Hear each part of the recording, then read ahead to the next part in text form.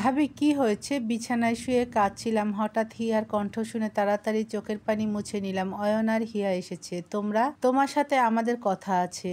ভাইয়া কোথায়? কাব্যর কথা জিজ্ঞেস করতেই আবারও চোখ দুটো ভিজে গেল। কাব্য যে এখন আরশিকে নিয়ে ব্যস্ত। কি বলবে বলো? ও তোমার মামাতো বোন? তিন্নি। কিন্তু ও তো আরশি। জানি। তুমি জানতে এই কথা? একটু আগে জেনেছি। তোমার বোন হয়ে তোমাকে মেরে ফেলতে চেয়েছিল, এইটা কিভাবে সম্ভব? নাকি ও তখনও জানতো না? জেনে শুনেই করেছে, প্রতিশোধ নিয়েছে। তোমার প্রতি ওর কিসের রাগ? আব্বু আম্মু মারা যাওয়ার পর তো আমি মামার কাছে চলে এসেছিলাম। আপু আর মামি আমাকে সহ্য করতে পারতো না, আমাকে নানাভাবে তাড়িয়ে দেওয়ার চেষ্টা করতো। তবে মামি কখনো খারাপ কিছু করেনি। একদিন মামা মামি কি কাজে যেন বাইরে গিয়েছিল, তখন আপু ওর এক ছেলে বন্ধুকে নিয়ে বাসায় আসে। আমি নামাজ পড়ে জায়নামাজে বসে কাঁদছিলাম, কারণ তখনও আব্বু আম্মুকে হারানোর কষ্টটা সয়ে উঠতে পারিনি। আপুর বন্ধু আপুর ইশারায় আমার রুমে এসেছিল। আমি বুঝতে পেরে হাতের কাছে ফুলদানি ছিল, সেটা দিয়ে ওর মাথায় আঘাত করি। তখনই মামা মামি চলে আসেন।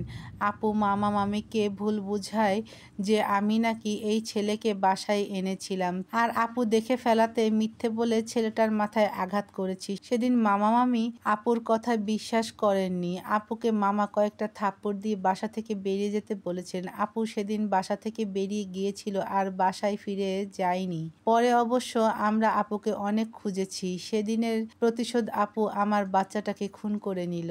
অয়ন আর হিয়া চুপচাপ দাঁড়িয়ে আছে, আর আমি বিছানায় বসে নিশ্চুপে কাঁদছি।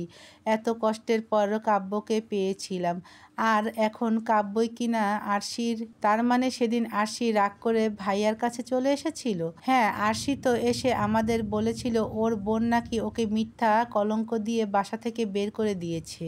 জানো ভাবি, ওর কথাগুলো সেদিন ভাইয়া বিশ্বাস করলেও আমরা বিশ্বাস করিনি। আরশিকে প্রথম থেকেই আমাদের ভালো লাগতো না, আর বড় ভাবি তো ওকে সহ্যই করতে পারতো না। তাই তো কি? থেমে গেলে কেন? তখন আমি ছুটিতে দেশে এসেছিলাম। ভাবি একদিন আরশিকে অন্য ছেলের সাথে দেখেছিল। আরশি ভাবিকে নিষেধ করেছিল ভাইয়াকে যেন না বলে, কিন্তু ভাবি ভাইয়ার ভালোর জন্য বলে দেয়। তারপর আরশি ভাইয়ার কাছে ক্ষমা চায়, ভাবির কাছেও ক্ষমা চেয়েছিল। আরশির তখনকার ভালো মানুষই আচরণগুলো আমার ভালো লাগতো না, আবার ভাইয়াকে কিছু বলতেও পারছিলাম না। তাই আমি আবার বাহিরে চলে যেতে চাই। সেদিন আমাকে নিয়ে ভাইয়ারা এয়ারপোর্ট গিয়েছিল, তাই বাসায় কেউ ছিল না। আর এই সুযোগে আরশি প্রতিশোধ নেওয়ার জন্য ভাবির পানির গ্লাসে ওষুধ মিশিয়ে দিয়েছিল, যার ফল ভাবি কখনো মা হতে পারবে না। কথাটা শুনে ভয়ে বুক কেঁপে উঠল। এতটা খারাপ কোনো মানুষ হতে পারে? এজন্যই ভাবি আপুকে দেখে ভয়ে দৌড়ে রুমে চলে গিয়েছিল।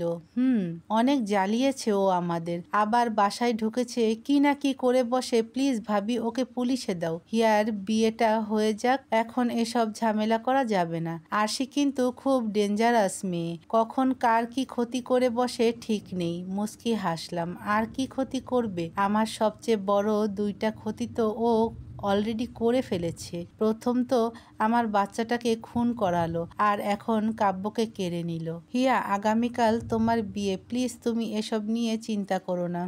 হিয়া আর অয়ন চলে যাচ্ছিল। আবারও ডাক দিলাম হিয়াকে। জানতে হবে তো ও প্রথমে আপুকে না চেনার ভান করেছিল কেন? ভাবি কিছু বলবে? তখন তুমি আপুকে না চেনার ভান করেছিলে কেন? আসলে সব তো আস্তে আস্তে জেনেই যাচ্ছি। এখন আর চুপ থেকে কি লাভ বলো তো?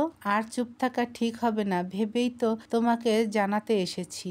আসলে তখন ভাইয়া ইশারা দিয়ে তোমাকে বলতে নিষেধ করেছিল। মৃদু হাসলাম, কারণ কিছু তো বলার নেই। অয়ন আর হিয়া দীর্ঘশ্বাস ফেলে চলে গেল। কাব্যকে বারবার বোঝানোর পরও কাব্য আমার থেকে কথা লুকাচ্ছে। ভাবতেই কষ্ট হচ্ছে। আপুই যে আরশি, এইটা আমাকে বললে কি হতো? আমি তো জেনেই গেছি। সত্যি তো কখনো লুকানো যায় না। তাহলে কি আমার ভালোবাসায় কোনো কমতি ছিল যে আমি কাব্যকে বুঝতে ব্যর্থ হলাম? আচ্ছা, আরশি কি আমার থেকেও কাব্যকে বেশি ভালোবাসে? আমি তো কাব্যকে অনেক ভালোবাসি। ওকে ছাড়া তো আমি। তমা, তিশা আসলে তাড়াতাড়ি চোখের পানি মুছে নিয়ে স্বাভাবিক হওয়ার চেষ্টা করলাম। লাভ নেই বৃথা চেষ্টা করে। নিশ্চুপ। বাড়িতে একটা বিয়ে, অথচ যে যার মতো। তিশা, ভালো লাগছে না রে। তিশাকে জড়িয়ে ধরে কেঁদে দিলাম। কোনোভাবেই কাব্য আর আপুকে একসাথে দেখার দৃশ্যটা ভুলতে পারছি না। এভাবে বারান্দায় দাঁড়িয়ে লুকিয়ে লুকিয়ে কাঁদলেই তো সব ঠিক হয়ে যাবে না? আরশিকে কোথায় আছে খুঁজে বের কর। তোকে মারার চেষ্টা করেছিল, সেজন্য ওকে জেলে পাঠিয়ে দে, তাহলেই তো হয়। জানি তো আরশিকে আর কোথায় আছে, কিন্তু জানিস তিন্নি আপুই আরশি, আর এখন ও কাব্যর বুকে মাথা রেখে প্রেম করছে। মাথা খারাপ হয়ে গেছে তোর? পাগলের মতো কি সব বলছিস? কাব্য তো সেই কখন আদনানকে নিয়ে বাইরে গেছে, আর তিন্নি যাকে তুই আরশি বলছিস সে তো দেখছি রুমে পায়চারি করছে আর রাগে ফুঁসছে। কিন্তু আমি তো ওদের একসাথে ছাদে দেখে আসলাম। একসাথে দেখেছিস আর তাই নিজের মনের মতো করে ভেবে নিয়েছিস কাব্য আরশিকে এখনো ভালোবাসে? হ্যাঁ বাসেই তো, এভাবে কাঁদবি না বলে দিলাম। আর কাব্য তোকেই শুধু ভালোবাসে, বুঝেছিস? নিশ্চুপ। এই তিন্নি না আরশি, ও তো সবসময় তোর ক্ষতিই চেয়ে এসেছে। এবার ওকে শাস্তি দে প্লিজ, তাহলে একটু শান্তিতে থাকতে পারবি। কোথায় যাচ্ছিস? তিশা আমার কথার জবাব না দিয়ে রেগে বেরিয়ে গেল। কি করব এখন আমি? কিভাবে শাস্তি দিব আপু আর শুভ্রাকে? দেখ শুভ্রা, তোকে আমি বারবার বলছি কাব্যকে পাওয়ার আশা ছেড়ে দে। হ্যাঁ মানছি, আমি তোকে কথা দিয়েছিলাম কাব্য তোর হবে আর ওর সম্পত্তি হবে আমার, কিন্তু এখন আমি আমার মত পাল্টে ফেলেছি। কাব্য আমার ছিল আর আমারই থাকবে। আপুর রুমের সামনে দিয়ে যাচ্ছিলাম, হঠাৎ আপু কারোর সাথে ফোনে কথা বলছে শুনে থেমে গেলাম। আপুর কথাগুলো তো শুনলাম, কিন্তু শুভ্রা কি বলছে সেটা তো শুনতে পাচ্ছি না। শুভ্রা, বেশি বাড়াবাড়ি করলে কিন্তু এর ফল ভালো হবে না। সবকিছু নীরব হয়ে গেল। তার মানে আপু আর শুভ্রার মধ্যে কাব্যকে নিয়ে ঝামেলা হচ্ছে। আচ্ছা, আমি যদি ছোট একটা টোকা দিয়ে ওদের মধ্যে এই ঝামেলা আরো বাড়িয়ে দিই তাহলে কেমন হবে? আরশি আর শুভ্রা নিজেদের মাঝে ঝামেলা করে নিজেরাই মরবে আর আমার ডাক্তারবাবু আমারই থাকবে। হি হি, তিলোত্তমা কি বুদ্ধি রে তোর? কি রে তমা, হাসছিস কেন আর দরজার সামনে দাঁড়িয়ে আছিস কেন? খুশিতে কখন যে নিজের অজান্তেই শব্দ করে হেসে ফেলেছি বুঝতেই পারিনি। তুমি কোথায়? দেখছিলাম আপুর রুমে তো, তাই ভয় কিসের? আরে তিন্নি তো এখন ভালো হয়ে গেছে, ও তো এখন আর তোকে শত্রু ভাবে না। মাথা নিচু করে মৃদু হাসলাম। কিরে হাসছিস কেন? আম্মু আমি একটু আসছি। আরে এই সন্ধেবেলা কোথায় যাচ্ছিস? আপু মামির প্রশ্নের উত্তর না দিয়ে রাগে গজগজ করতে করতে চলে গেল। কিন্তু কোথায় গেল? নতুন করে কোনো প্ল্যান করছে না তো? এই মেয়েটা যে কি হুট করে এই সন্ধ্যাবেলায় কোথায় চলে গেল? একটু আগে বলেছিলে না আপু ভালো হয়ে গেছে? আসলে তো ভালো হয়নি। আপু আবারও আমার ক্ষতি করার জন্য কোনো একটা প্ল্যান করছে, আর সে প্ল্যান সাকসেস করার জন্যই কোনো একটা কাজে বাইরে গিয়েছে। কি বলছিস এসব? তিন্নি কেন তোর ক্ষতি করতে যাবে? হ্যাঁ, আগে তুই আমাদের বাসায় থাকতি, তোকে তোর মামা বেশি ভালোবাসতো, তাই তিন্নি এমন করতো, কিন্তু এখন যে আমি ওর ভালোবাসার মানুষের স্ত্রী। মানে? কাব্যকে আপু ভালোবাসতো। অবশ্য আপু কাব্যকে ঠকিয়েছিল, যার কারণে কাব্য আপুকে জেলে দিয়েছিল। আপু এতদিন বাহিরে নয় জেলে ছিল, আর জেল থেকে বেরিয়ে এসে প্রতিশোধ নেওয়ার জন্য আমাকে মেরে ফেলার চেষ্টা করেছিল, যার কারণে আমার বাচ্চাটা। কি বলছিস এসব? মামি বিছানায় ধপ করে বসে পড়ল। মামি যেন এসব বিশ্বাসই করতে পারছে না। শুধু এসব না, বড় ভাবিকে ওষুধ খাইয়ে ভাবির বাচ্চা ধারণের ক্ষমতা কেড়ে নিয়েছে। আমার মেয়ে এত খারাপ? ওকে তো এখন আমার মেয়ে বলতেও ঘৃণা হচ্ছে। মা যেমন মেয়ে তো তেমন হবেই। এভাবে বলিস না মা। হ্যাঁ, আমি তোর সাথে খারাপ আচরণ করেছিলাম, কিন্তু এখন তো আমি আমার ভুল বুঝতে পেরেছি, আর এখন আমি তোকে বলছি তিন্নি আমার মেয়ে না। ওকে তুই পুলিশে দে। পুলিশে তো আমি দেবই। তিলো একটু রুমে এসো তো। কাব্যর কণ্ঠ শুনে পিছন ফিরে তাকালাম। দরজায় দাঁড়িয়ে আছে। ইচ্ছে হচ্ছে না ওর কাছে যেতে। রুমে এসে দেখি কাব্য চুপচাপ দাঁড়িয়ে আছে, হয়তো কারো জন্য অপেক্ষা করছে। যার জন্য অপেক্ষা করছো সে তো বাসায় নেই। মানে? কিছু না। মুস্কি হেসে বিছানায় বসতে চাইলাম। কাব্য আমার হাত ধরে টান দিয়ে ওর বুকের কাছে নিয়ে গেল। আমার থেকে এত দূরে দূরে থাকো কেন? শব্দ করে হেসে দিলাম। আমি নাকি ওর থেকে দূরে দূরে থাকি? আমাকে কষ্ট দিয়ে হাসছো আবার? তো কি করব? তুমি অন্য কারো হয়ে যাচ্ছ দেখে হাউমাউ করে কাঁদবো? অন্য কারো হয়ে যাচ্ছি মানে? কাব্যর হাতের দিকে চোখ পড়তেই মনে পড়লো ঠিক এভাবেই তো কিছুক্ষণ আগে আশির হাত ধরেছিল। এক ঝটকায় ওকে দূরে সরিয়ে দিলাম। তিলো কোথায় যাচ্ছ? কেন এমন করছো আমার সাথে? প্রশ্নটা নিজেকে করো। রুমের বাইরে চলে এসেছিলাম। কাব্য পিছন পিছন এসে আমার হাত ধরে হ্যাঁচকা টান দিয়ে দেয়ালের সাথে আমাকে চেপে ধরলো। কাব্য আমার কপালের সাথে ওর কপাল ঠেকিয়ে নিশ্চুপ হয়ে দাঁড়িয়ে আছে। সবাই নিচে আছে, দেখবে, কেউ ছাড়ো। কেন করছো এমন? কি করেছি আমি? কিসের শাস্তি দিচ্ছ? কিছুক্ষণ আগে ঠিক এভাবেই দাঁড়িয়েছিলে আর আরশি তোমার বুকে মাথা রেখেছিল, তাই না? একসাথে দুই মেয়েকে। চুপ করো প্লিজ। আরশির কথা আমার থেকে কেন লুকিয়েছিলে? আপুই যে আরশি সেটা আমাকে যেন না বলে হিয়াকে নিষেধ কেন করেছিলে? ছাদের মধ্যে আরশির হাত ধরে, প্লিজ এভাবে কেঁদো না, আমি শুধু তোমাকেই ভালোবাসি, ছাড়ো আমাকে। কাব্যকে ঠেলে দূরে সরিয়ে দিয়ে নিচে চলে আসলাম। অয়নের সাথে কথা বলতে হবে আমাকে, ওর হেল্প প্রয়োজন আমার। অয়নের রুমে এসে দরজা লাগিয়ে দিলাম। দরজা লাগানোর শব্দ শুনে অয়ন পিছনে ফিরে তাকিয়ে আমাকে দেখে অবাক হয়ে তাকিয়ে আছে। ভাবি দরজা বন্ধ। চুপ, বারান্দায় চলো। অয়নের হাত ধরে টেনে ওকে বারান্দায় নিয়ে আসলাম। আরশি আমাদের কথা শুনে ফেলতে পারে, তাই। কি করতে চাইছো? আগামীকাল হিয়ার বিয়ে হয়ে যাওয়ার পর এ বাসায় পুলিশ আসবে আর শুভ্রা আরশিকে।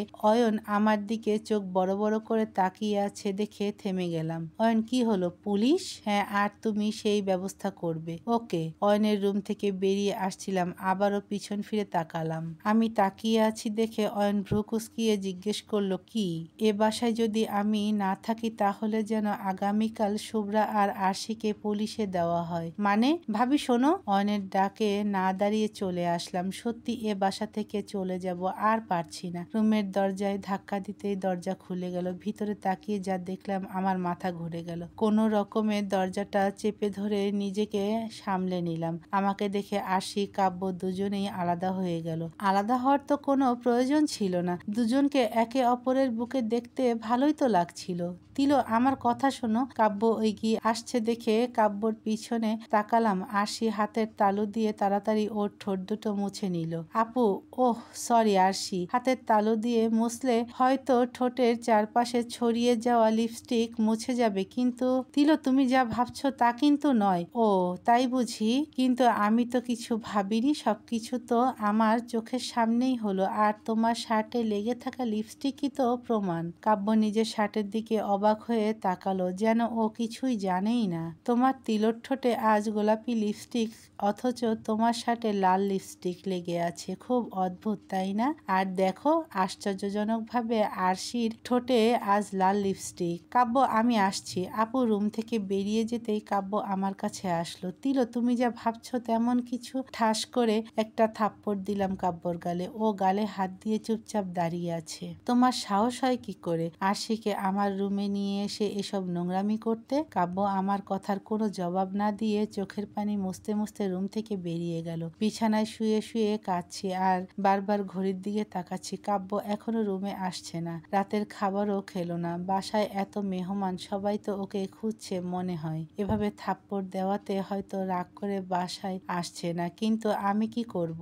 আমি তো একটা মানুষ, এসব সহ্য করব কিভাবে? কাব্যকে যে নিজের থেকে বেশি ভালোবাসি, ওকে অন্য কারো সাথে আমি ভাগ করতে পারবো না। হঠাৎ কাব্যর ফোন বেজে উঠল। রাগের বশে ফোনটা ফেলে চলে গেল। ফোন হাতে নিয়ে দেখি শুভ্রা। রিসিভ করে আমি কথা বলার আগেই ও বলে উঠল, হোয়াটসঅ্যাপস অন করে পিকগুলো দেখে নাও। শুভ্রা ফোন কেটে দিল। আশ্চর্য তো, কিন্তু ও হোয়াটসঅ্যাপসে কি পিক দেখতে বলল? তাড়াতাড়ি হোয়াটসঅ্যাপসে ঢুকে পিকগুলো দেখতে লাগলাম। পিকগুলো দেখে আমার মাথা ঘুরতে শুরু করলো, হাত কাঁপছে আমার। একটু আগে আমার চোখের সামনে যা ঘটলো তা তো এই পিকের তুলনায় তুচ্ছ। লিপ কিস করাটা তো সামান্য ছিল। পিকে তো কাব্যর বুকে আরশি অর্ধনগ্ন হয়ে ঘুমিয়ে আছে। প্রতিটা পিকে আরশি, কাব্য দুজনেই অর্ধনগ্ন হয়েছি। কাব্য আর আরশির সম্পর্ক এমন ছিল? তাহলে এজন্যই ওরা আমার থেকে আরশির কথা লুকিয়ে রেখেছিল? শুধু কাব্য না, সবাই আমাকে এভাবে ঠকালো। হাতটা খুব কাঁপছে, চোখ দুটো ঝাপসা হয়ে গেল। ফোনটা হাত থেকে ফ্লোরে পড়ে গেল। দরজা খোলার শব্দ শুনে সামনে তাকালাম। কাব্য ফ্লোরে পড়ে থাকা ফোনটার দিকে তাকিয়ে আছে আর আমি ঝাপসা চোখে এক দৃষ্টিতে কাব্যর দিকে তাকিয়ে আছি।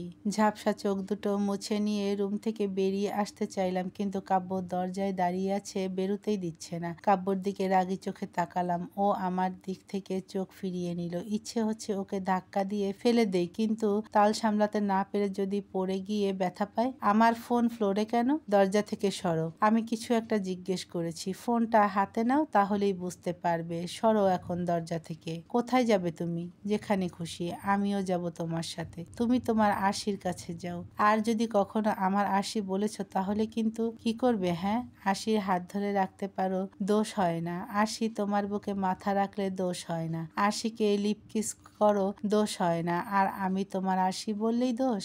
একটা কথা মনে রেখো, সবসময় চোখে যা দেখা যায় সেটা কিন্তু সবসময় সত্যি হয় না। না, মাঝে মাঝে মিথ্যেও হয়। তাই বুঝি? তাহলে কি পিকগুলোও মিথ্যে?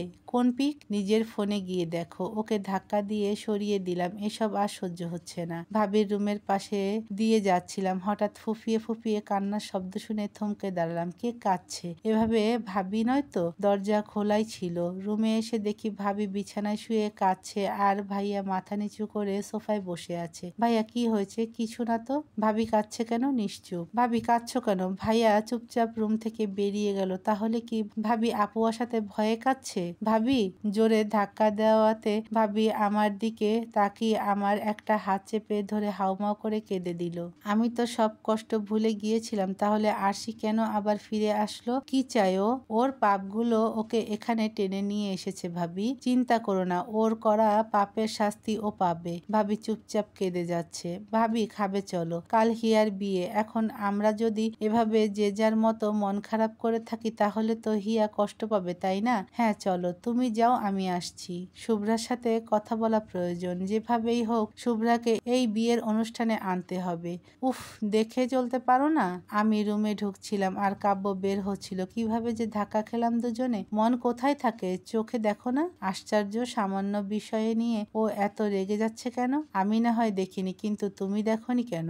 তোমার মন কোথায় থাকে? আরশির কাছে? হ্যাঁ, আরশির কাছেই থাকে। ও হঠাৎ এভাবে কথা বলছে কেন? চেহারা দেখে তো মনে হচ্ছে কি যেন এড়িয়ে যেতে চাইছে। এভাবে তাকিয়ে আছো কেন? সরো, আমি বেরোবো। দাঁড়াও। কাব্য চলে যাচ্ছিল, হাত ধরে টেনে রুমে নিয়ে আসলাম। দিল, আমার হাত ছাড়ো। কি লুকাচ্ছ আমার থেকে? কি লুকা? এই তুমি পিকগুলো দেখোনি? পিক দেখার পর তুমি আমার সাথে এভাবে কথা বলছো? লজ্জা করছে না তোমার? নাকি পিক নিয়ে কথা বলতে চাও না বলেই আমাকে এড়িয়ে যাচ্ছ? নিশ্চুপ। এখনো তুমি আমার থেকে লুকিয়ে রাখবে? আমি তো সব জেনেই গেছি। তারপরও? দিল, আমার হাতটা ছাড়ো। এত কিছু জানার পরও যে আমি তোমার হাত ধরে আছি, এটাই তো অনেক। কাব্য অবাক হয়ে তাকিয়ে আছে আমার দিকে। হয়তো বিশ্বাস করতে পারছে না আমি যে ওকে ছেড়ে যাওয়ার কথা ভাবছি।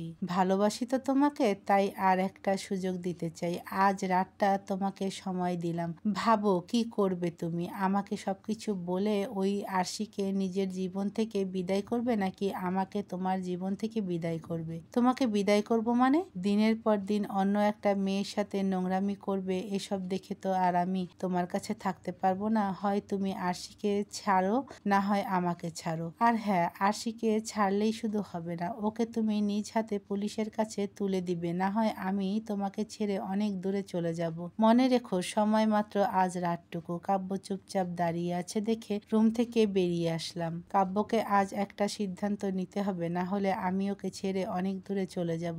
আর পারছি না এসব সহ্য করতে। একের পর এক কাহিনী ও আমার থেকে লুকিয়ে যাচ্ছে। এত বুঝিয়েছি যে আমার থেকে কিছু লুকিয়ে রেখো না, কিন্তু ও যেন অবুঝ, আমার কথা বুঝেই না। আর পারছি না, ইচ্ছে হচ্ছে ওই আরশিকে খুন করে নিজেই জেলে চলে যাই। কি ভাবছিস আমাকে খুন করবি? সিঁড়ি দিয়ে নিচে নামছিলাম, হুট করে আপু সামনে এসে দাঁড়ালো। আমি যে ওকে খুন করব ভাবছি, ও বুঝলো কিভাবে? তোর চোখে তো এত রাগ যে মনে হচ্ছে আমাকে এখনই কাঁচা চিবিয়ে খাবি। দেখ, চাইলে তুই আমাকে খুন করতেই পারিস, কিন্তু আমি মারা গেলে তো তোর কাব্য বাঁচবে না। অবাক হচ্ছিস কেন? কাব্য আমায় ভালোবাসে তো। আমি মারা গেলে কাব্য কি নিয়ে বাঁচবে তুই বল? নিশ্চুপ। দেখ, আমি তোর বড় বোন, তাই একটা ভালো বুদ্ধি দিচ্ছি। কাব্যকে ডিভোর্স দিয়ে আমাদের জীবন থেকে চলে যা। তোমাকে বোন বলতে এখন আমার ঘৃণা হয়, বুঝেছ?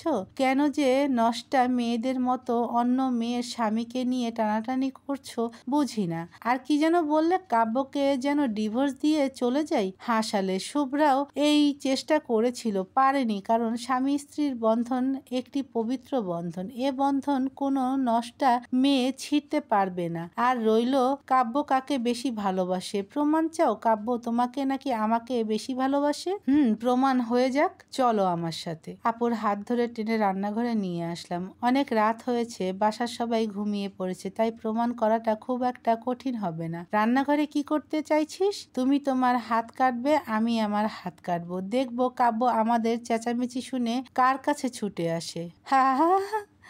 এই কথা, কাব্য তো আমার কাছেই আসবে। কাব্য তোমাকে নিয়ে ব্যস্ত হয়ে পড়লে আমি তোমাদের জীবন থেকে চলে যাব, কথা দিচ্ছি। আর আর কাব্য তোকে নিয়ে ব্যস্ত হয়ে পড়লে আমি তোদের জীবন থেকে চলে যাব, কথা দিচ্ছি। মুস্কি হাসলাম, কারণ আমি জানি আপু নিজের কথা রাখবে না। আমি হাত কাটার আগেই আপু হাত কেটে কাব্য কাব্য বলে চেঁচাতে শুরু করলো। ওর নাটক দেখে আমি হাত কাটবো কি? আমার তো হাসি পাচ্ছে। হাত কাটছিস না কেন?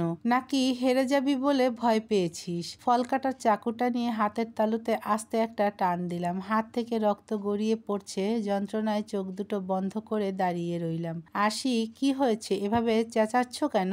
দেখো না, আমার হাত কেটে গেছে। ওদের থেকে একটু দূরে চোখ বন্ধ করে দাঁড়িয়ে আছি। হঠাৎ আমার হাতে কাব্যর হাতের স্পর্শ পেয়ে চোখ খুলে তাকালাম। তিলো, তোমার হাত কেটেছে কিভাবে?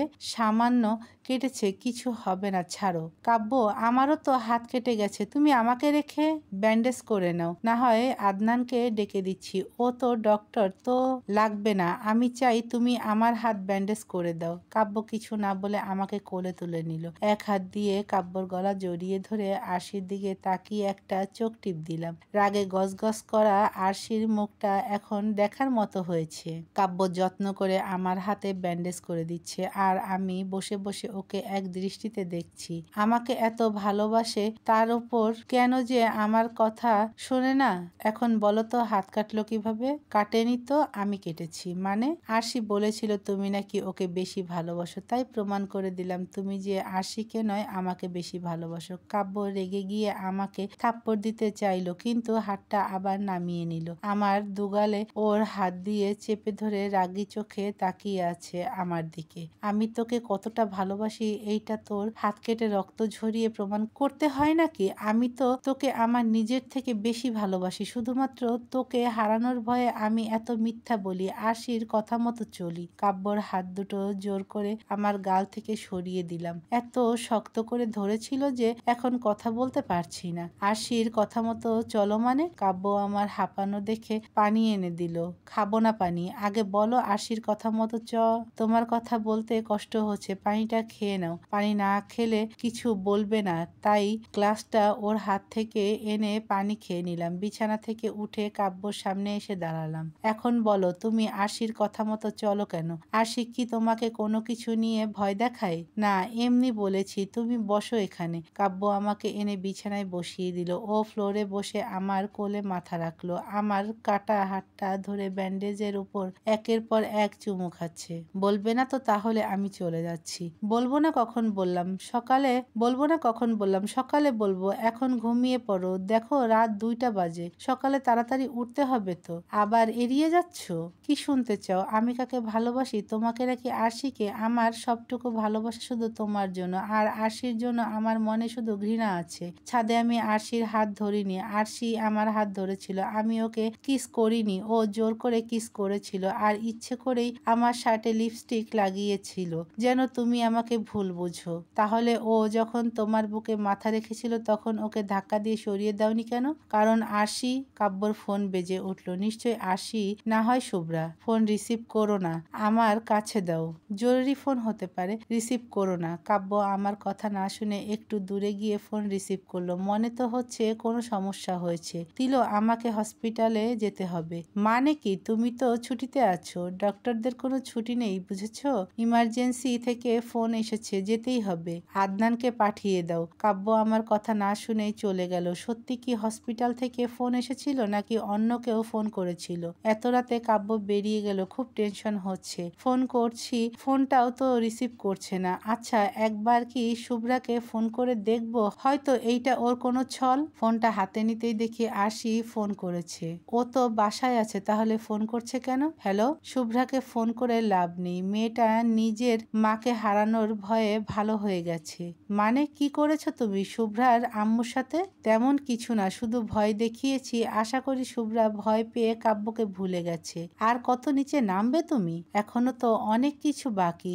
শহরের বাইরে কাব্যর যে গাড়িটা আছে ওখানে চলে আয়, তাহলে বুঝতে পারবি কাব্য কার ফোন পেয়ে ছুটে এসেছে। কাব্য তো হসপিটালে। বোকা মেয়ে, কাব্য তো আমার কাছে আছে। তোর সামনে কাব্য আমাকে আদর করতে পারছে না, আমি হাত কেটে ফেলেছি তাও আমার সেবা করতে পারছে না, তাই তো তোকে মিথ্যা বলে বলে এই বাসায় চলে এসেছে। বিশ্বাস না হলে আমার রুমে গিয়ে দেখ, আমি নেই। বিশ্বাস করি না আমি। তুই চেঁচালেই তো আর আমার প্রতি কাব্যর ভালোবাসা মিথ্যে হয়ে যাবে না। ফোনটা আছাড় দিয়ে ভেঙে ফেললাম। দৌড়ে আপুর রুমের দিকে আসলাম। আপু তো রুমে নেই। তাহলে কি সত্যি ওরা ওই বাসাতেই আছে?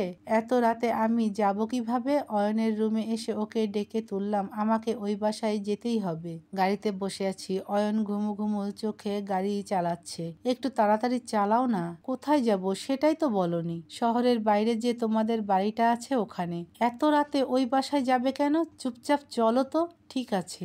বাসার মেইন দরজা তো খোলা। তাহলে কি সত্যি কাব্যর রুমটা তো আমি চিনি। এই বাসায় তো আমি প্রথম এসেছিলাম। কাব্যর রুমের দিকে দৌড়ে আসলাম। রুমের দরজাটা খোলাই ছিল। ভিতরে এক নজর তাকিয়ে অয়নের দিকে তাকালাম। ও লজ্জায় মাথা নিচু করে ফেলেছে। আরশি মিথ্যে বলেনি। কাব্যই আমাকে মিথ্যে বলে এখানে এসেছে। আর আরশির সাথে আবারও নোংরামিতে মেতে উঠেছে। অয়ন, তোমার ফোনটা দাও। এখান থেকে চলো ভাবি। কেন, নিজের ভাইকে অন্য মেয়ের সাথে বিছানায় দেখতে লজ্জা লাগছে?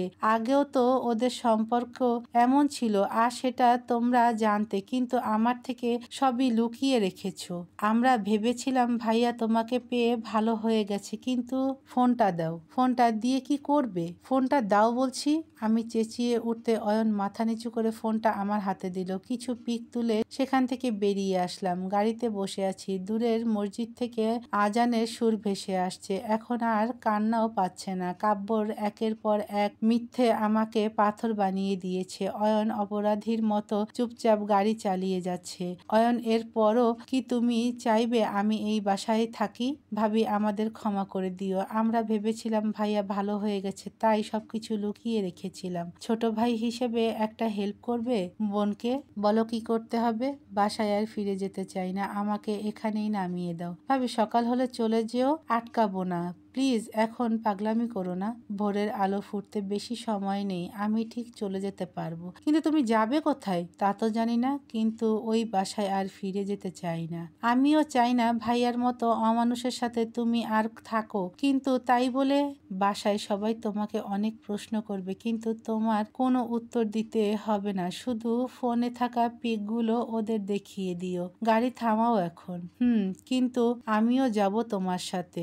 না, আজ হিয়ার বিয়ে। আমি চাই বিয়েটা ভালোভাবে মিটে যাক, আর সে দায়িত্ব আমি তোমাকে দিলাম। কিন্তু ভাবি, তোমার সাথে আমি যোগাযোগ করব। চলি। অয়নকে কিছু বলার সুযোগ না দিয়ে গাড়ি থেকে নেমে হাঁটা শুরু করলাম। জানি না কোথায় যাব, কিন্তু পিছন ফিরে আর তাকাতে চাই না। চারদিকে ভোরের আলো ফুটতে শুরু করেছে। হাঁটতে হাঁটতে কোথায় চলে এসেছি জানি না। কাব্য আমাকে এভাবে ঠকালো, ভাবতেই কান্না পাচ্ছে। রাতেও তো ও আমাকেই শুধু ভালোবাসে বলল, আর কিছুক্ষণ পর আরশির সাথে।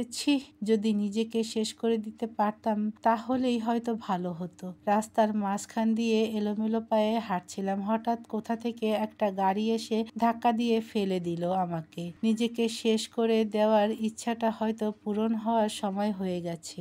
চারপাশে রক্তের ছড়াছড়ি দেখে মাথা ঘুরতে শুরু করলো। চোখে সবকিছু অন্ধকার দেখছি। কাব্যর মুখটা বারবার চোখের সামনে ভেসে উঠছে, সাথে ভেসে উঠছে আরশির অর্ধনগ্ন চেহারাটা।